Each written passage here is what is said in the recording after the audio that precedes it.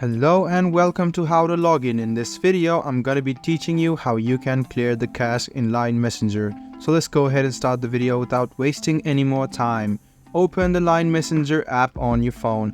After you do this, click on the home which you see on the bottom left hand corner. Then you can see the settings. Go ahead and tap on it.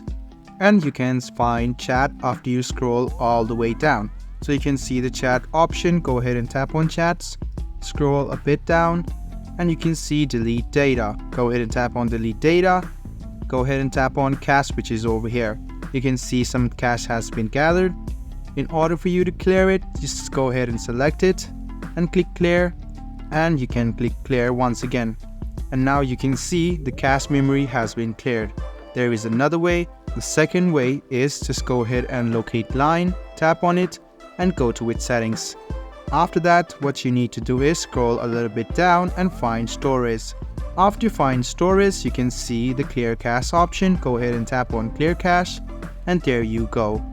So guys, I hope this video about how you can clear the cache in Line was helpful for you. If you still have any kind of confusion, please do mention us on the comment section down below.